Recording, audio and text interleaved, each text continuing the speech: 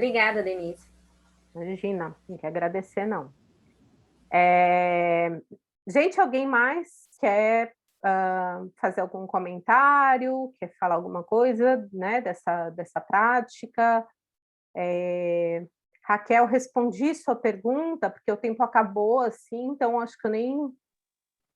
Entendi, sim, obrigada. Muito obrigada.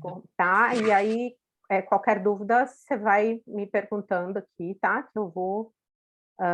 então, assim, né, só voltando à sua pergunta, que eu achei super importante, existem estratégias, né, dentro da TCC, né, lembrando que, por exemplo, antigamente não existia aceitação e compromisso, dialética, o mindfulness, enfim, então não existiam essas terapias de terceira onda da cognitivo-comportamental, tá? Então as duas principais ainda eram baseadas, né, na TCC clássica, né, que é essa estrutura geral que eu estou dando para vocês.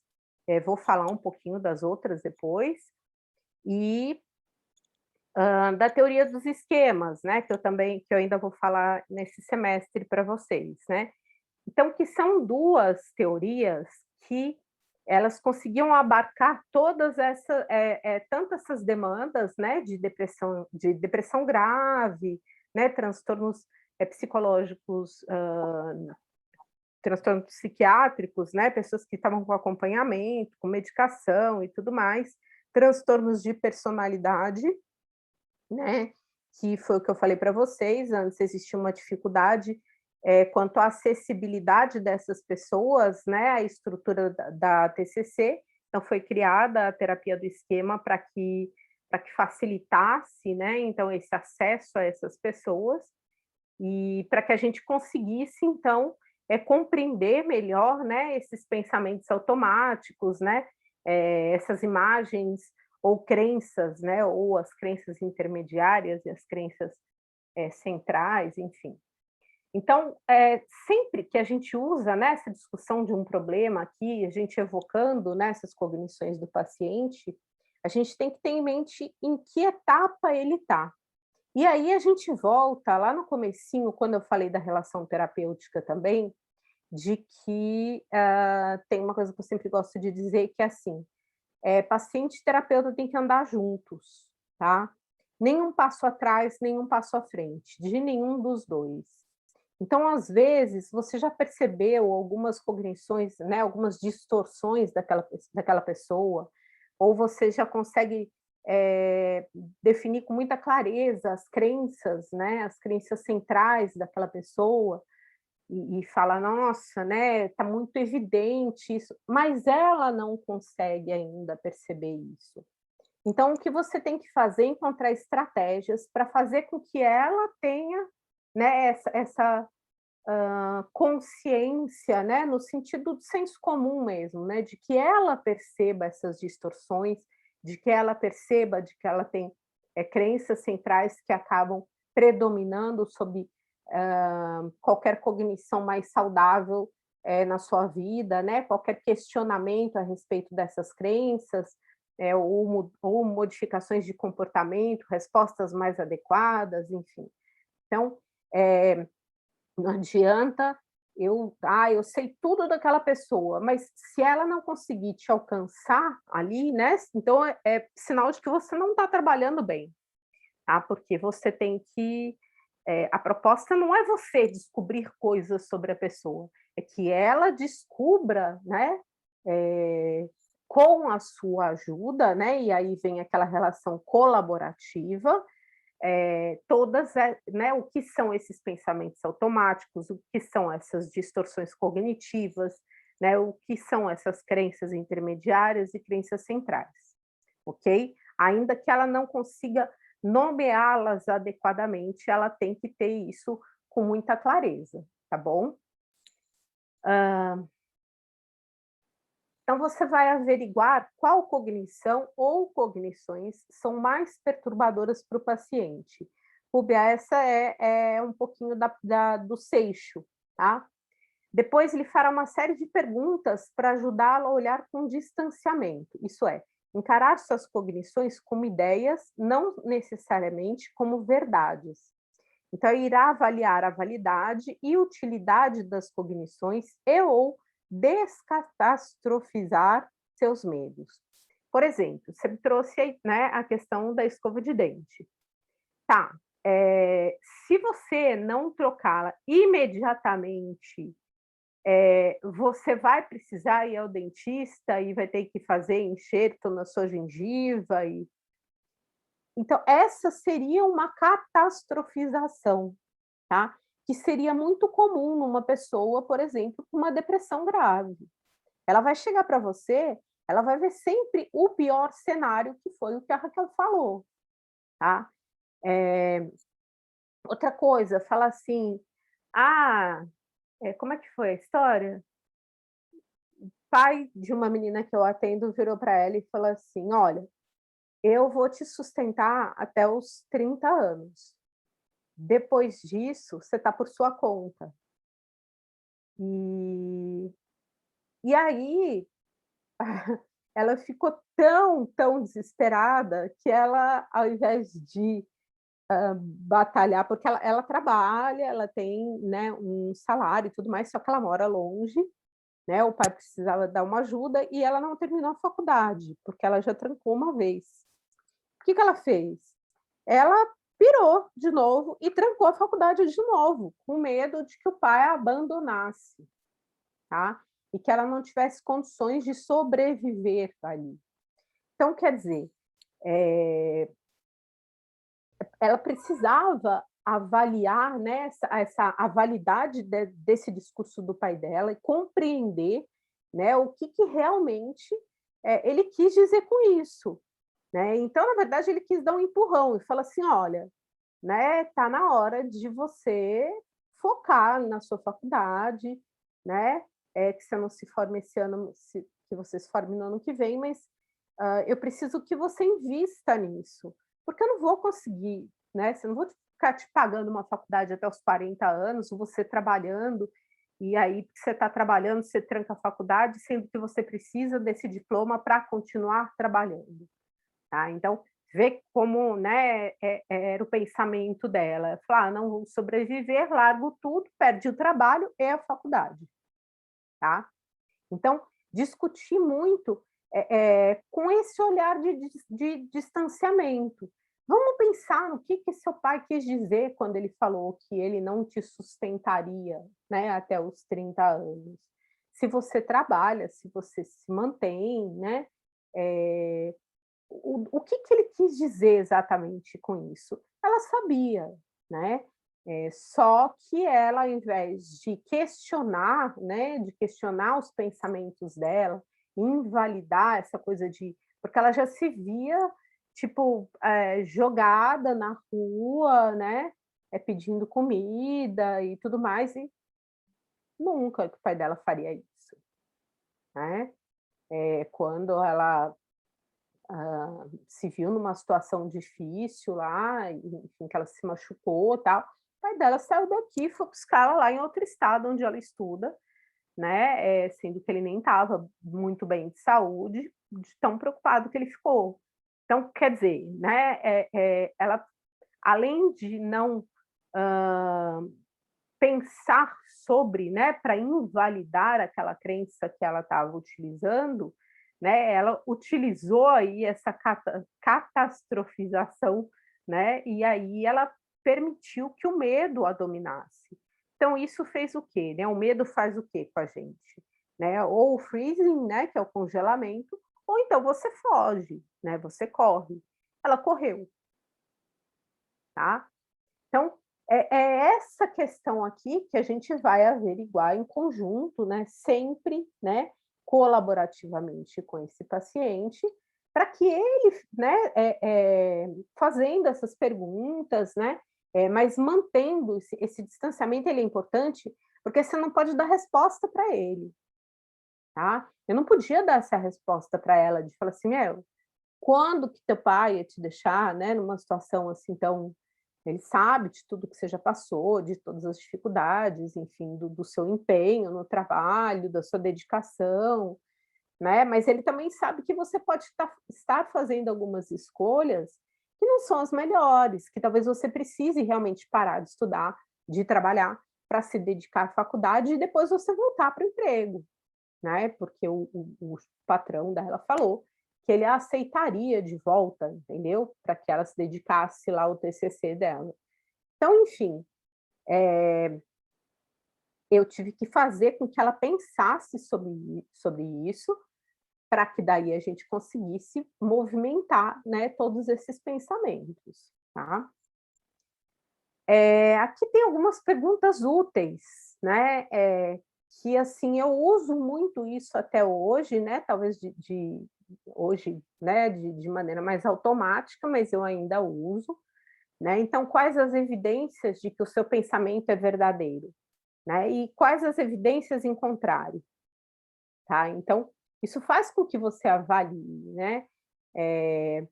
Por exemplo, hoje aconteceu uma situação que eu fui colocar aquelas mantas fofinhas que secam super rápido, eu adoro aquilo, né. E aí eu coloquei para lavar, porque estava super sol, né. Aí veio o meu pai falou assim: "Vai chover". Eu falei assim: "Não, mas vai secar rápido, né". E aí eu fui, né, levar minha mãe para vacinar e tudo, quando eu voltei, eh, eu lavei a roupa de cama e lavei o cobertor, a roupa de cama já tinha secado, porque estava um super sol, e o cobertor na parte que ficou dobradinha, assim, não estava seco. E aí a gente foi almoçar e tudo, e depois do almoço quando eu olhei, realmente o tempo estava estranho, estava esquisito. Eh, tá, qual a evidência ao contrário de que não ia chover, né? Naquele momento, a probabilidade de chuva era muito maior, até porque eu fui lá olhar no clima-tempo, né, estava falando que ia chover e tudo. Falei assim: "Não, mas, né, eu vou ficar esperando mais um pouco", e deu tempo de secar e tudo ok, tá. Mas pela manhã, né, que evidência de que meu pensamento é verdadeiro? Estava um super sol, não tinha uma nuvem no céu, então eu podia pendurar a roupa no varal, tá. Tô dando um exemplo bobo, tá, gente, mas assim, são perguntas que a gente se faz o tempo todo e muitas vezes a gente não leva a sério, né, a gente não leva tão, eh, como que se diz, assim, a gente acaba escolhendo aquela que é a pior mesmo, né, que é o catastrofizar a situação, né, sem nenhum questionamento. Uma outra pergunta que eu acho bem interessante, que é qual seria uma forma alternativa de encarar essa situação? Ah, eu posso pegar o cobertor e estender ele num lugar coberto, né, que só o vento ali, já vai secar, porque era só um pedacinho. Né, ou então, qual seria a alternativa de encarar essa situação? "Ah, eu tenho que pagar uma conta amanhã, mas, eu posso, eh, pedir dinheiro emprestado? Não é muito bom, mas eu posso, eh, pedir para pagar depois de amanhã, ou eu posso, sei lá, adiar uma outra coisa que não seja tão urgente e pagar essa que vai vencer amanhã", enfim, pensar em alternativas, tá? Terceiro, o que de pior poderia acontecer e como você lidaria com isso? Gente, essa é aquela pergunta que eu sempre brinco com vocês, né, do casal, né, que é recém, né, namorados, assim, tipo 2 semanas, e aí eu sempre falo da mulher, né, mas pode ser o homem também, fala assim: "Nossa, vou perguntar se ela me ama", né. Aí pergunta, a pessoa fala: "Tá, mas a gente está junto há 2 semanas, né, assim, não, tá muito legal e tal". Então o pior cenário seria esse? Como é que eu lidaria com isso? Eu me sentiria a pessoa mais mal amada do mundo, de que ele não está feliz comigo, de que eu estou numa relação abusiva, numa relação horrível, e que eu não quero mais estar com ele. Então vale a pena perguntar, né? O que que de melhor poderia acontecer? Ele falar que está apaixonadíssimo por mim, né. A pessoa não vai avaliar se isso é verdade ou não, né, mas enfim. E qual o resultado mais realista dessa situação? Eu não perguntar, né, viver aquele momento que está sendo muito bacana para mim, está sendo muito bacana para ele, e quando chegar o momento e a gente se sentir à vontade, né, a gente dizer o que sente um pelo outro, tá. Então, tem várias formas de avaliar essa situação. Qual o efeito de acreditar no seu pensamento automático e qual seria o efeito de mudá-lo? Por exemplo, né, naquela pergunta de sempre lá da pessoa, andando do outro lado da rua, né, de você, acreditar no efeito disso: "Nossa, o que que eu fiz de errado?". E ao invés disso você fala assim: "Nossa, não me viu", né. Fala assim: "Nossa, fulano está tão distraído que nem me viu". Qual que seria o efeito disso? Com certeza eu me sentiria muito mais leve, né, muito mais tranquila, né, eu não ficaria com esse julgamento de que eu fiz algo de errado, de que eu estou cobrando alguma coisa do outro, enfim. Uma outra, estratégia que é bem interessante, principalmente se você tem alguém muito próximo de você, é assim: se o seu amigo ou um familiar, né, uma pessoa, né, que de preferência da sua confiança, estivesse nessa situação e tivesse o mesmo pensamento automático, que conselho que você daria para essa pessoa? Vocês já repararam o quanto a gente sempre tem um bom conselho, né, uma boa percepção da realidade do outro, mas não da nossa? A gente sempre tem resposta. "Não, eu sou a melhor conselheira amorosa do mundo", mas na hora que a coisa está acontecendo comigo, nossa senhora, né, ou então falo que: "Nossa, sou a melhor administradora do mundo, né, financeira". Na hora de, eh organizar as minhas finanças, o meu dinheiro, eu faço uma zona que eu acabo me embananando toda, enfim. Então, é sempre assim, essa é sempre uma boa pergunta. Que conselho que você daria para o seu amigo? Sabe, tipo: "Ah, eu quero". Denise, Oi. então, né, por exemplo, quando a gente faz terapia, né, e se eu, né, ou você, ou quem for como psicóloga, for uma vida toda desorganizada, eu sei que não, que nem pelo fato da pessoa ser psicóloga, não quer dizer que ela é toda resolvida. Mas se fosse mais, meio confuso, fica difícil também, né, da pessoa acreditar na gente como profissional. Olha, acho que tem 2 questões aí, assim, que são interessantes. Eu acho que eu contei uma vez para vocês que de uma pessoa que tinha um toque e que ganhava muito bem, que eu falei que ela me ligou à noite para buscar umas malas de roupa que ela tinha comprado, malas, né, e que tirasse da casa dela, que no dia seguinte ela tinha me pedido para devolver as roupas junto com ela na loja. E assim eu fiz, né. E depois disso, essa pessoa, né, essa dona dessa loja, começou a falar para as pessoas que eu era caloteira, que eu não pagava as minhas contas, né, porque ela falava assim: "Não, mas ela pode pagar". Eu falei assim: "Sim, ela pode pagar, mas ela não quer pagar, né, ela não quer ficar com essas roupas, ela não tirou etiqueta, ela tirou essa", né, e assim, e chegou uma hora que ela me irritou tanto que eu falei assim: "Olha, você agiu de má fé, você vendeu para ela, tipo 4 conjuntos, um de cada cor, sabendo, entendeu, que ela poderia, se endividar e que ela não precisa disso. Você quer vender, eu entendo que você quer ganhar dinheiro, mas ela não precisa entrar nesse tipo de situação e ela está te devolvendo", né. Mas assim, obviamente, nunca mais entrei nessa loja e até comentei com a minha mãe que a mulher mudou a loja, agora ampliou e tal, e até tem umas coisas lá interessantes. Eu falei assim: "Ah, não entro nessa loja nem que me paguem". Mas assim, você tem que estar muito segura de você, né. É fato que nós somos mais observados. Por exemplo, se você vai num lugar e você bebe muito, e você beber, né, ao ponto de dar vexame mesmo, enfim, ou se veste de maneira não muito, como é que eu posso dizer? Fala, Daniel.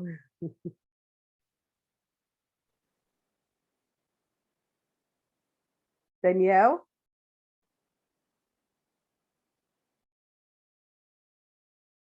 Ele levantou a mãozinha, mas sumiu. Enfim, assim, nós somos mais observados, mas assim, a gente tem que bancar isso, entendeu? Então, por exemplo, a gente tem que saber falar não. Tem alguns lugares que não dá realmente para frequentar.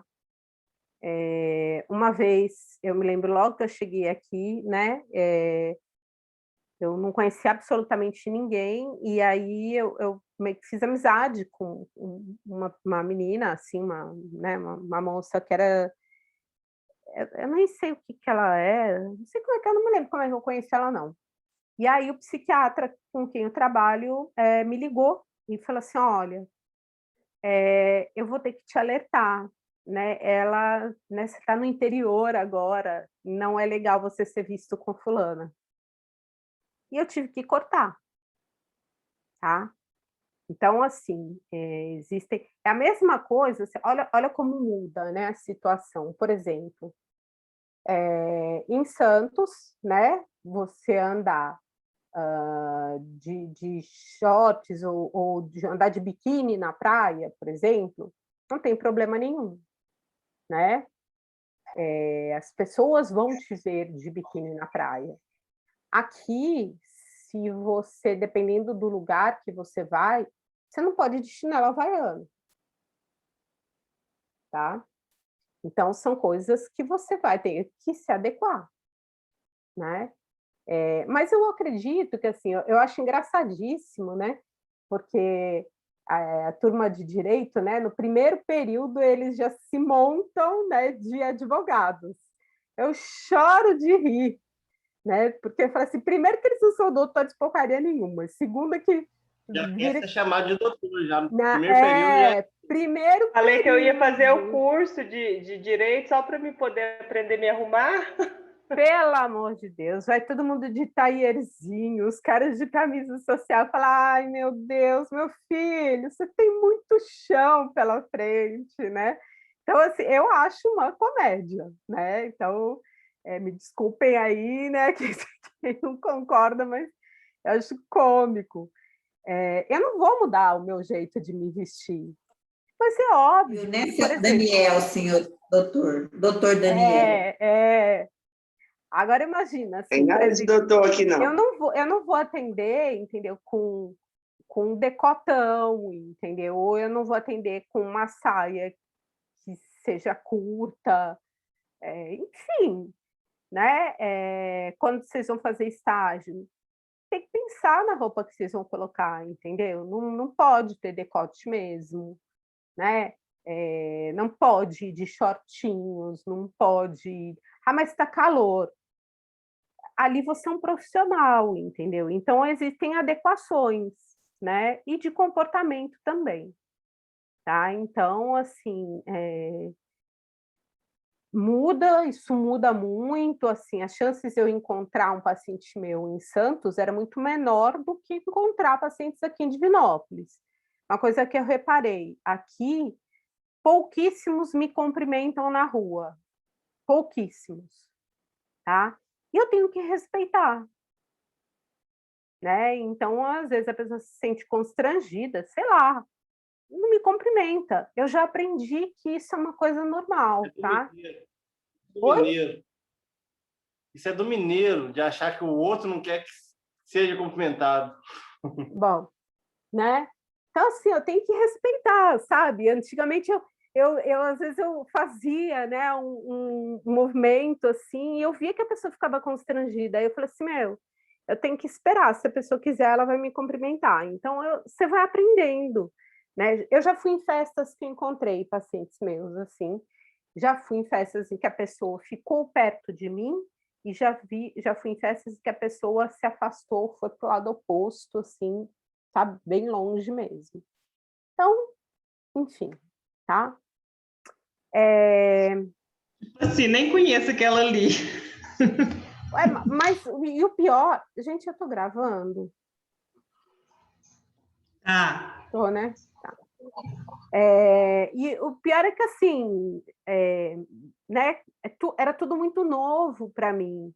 Aí minha mãe morria de rir, né? Porque aqui perto da minha casa tem muitas padarias. E aí tem uma. Então a gente ia revezando aqui, né? E tem uma que é particularmente perto, né? E aí eu ia do jeito que eu ia na padaria, né, lá em Santos. Estava no inverno, eu estava de calça de moletom, chinelo, né? Eu tirei a meia porque eu estava de meia. Eu estava de chinelo e camiseta, assim, roupa de ficar em casa, né?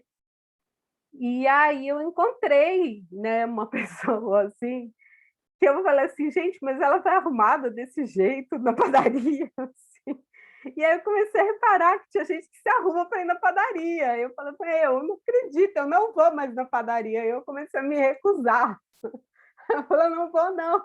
Porque eu tenho que me montar toda para ir na padaria, então eu também não vou. Aí me revoltei.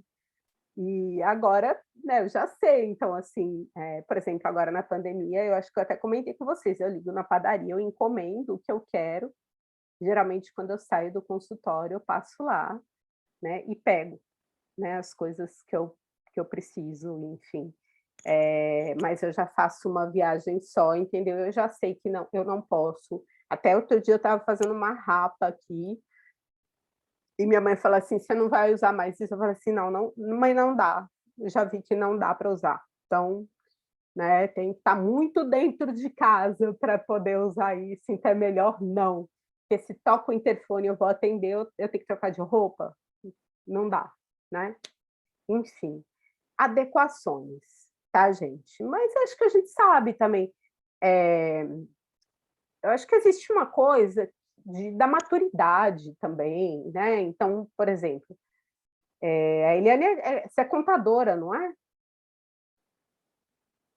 Cadê ela? Tô aqui, É o sou reflexo do contadora. sapato de palhaço, é isso mesmo.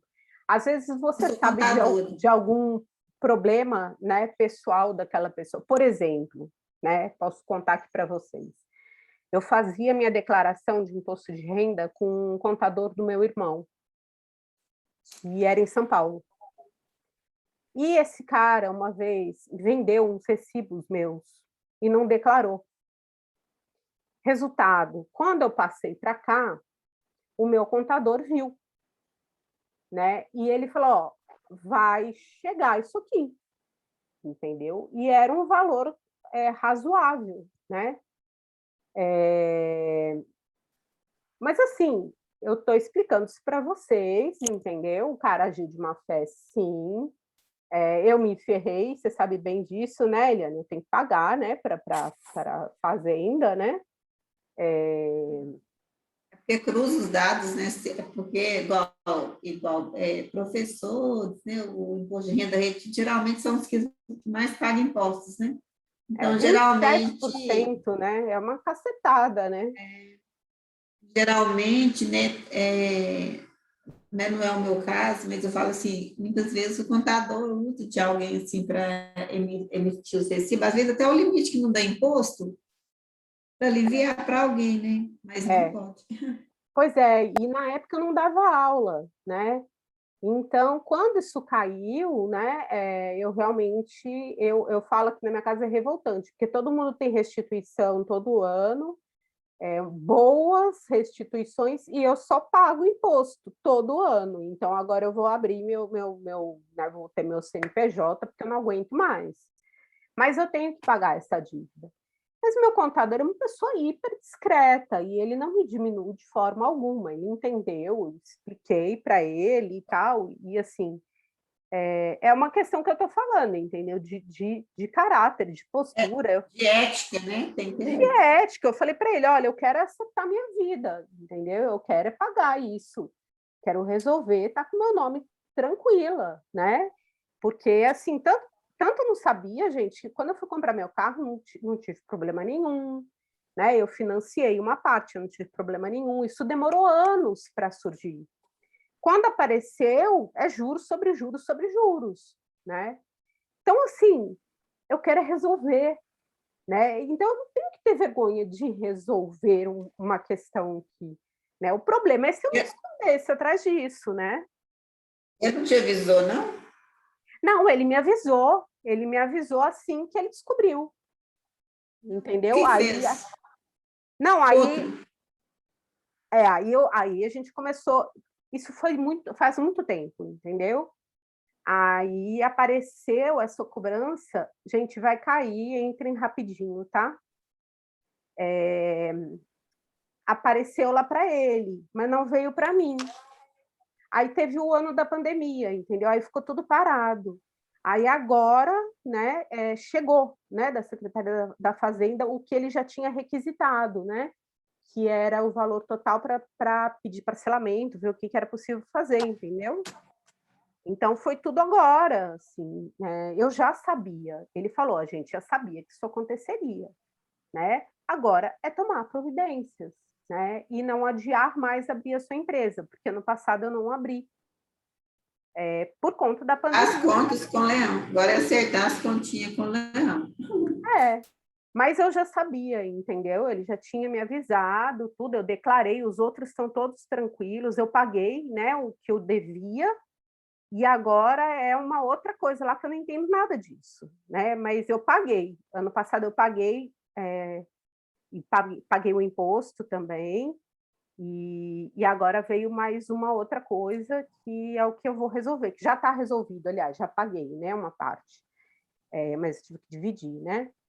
Enfim, é uma questão de postura, gente, uma questão de ética, de caráter. Mau caráter tem em todo lugar, né? Tem advogado mau caráter, não tem?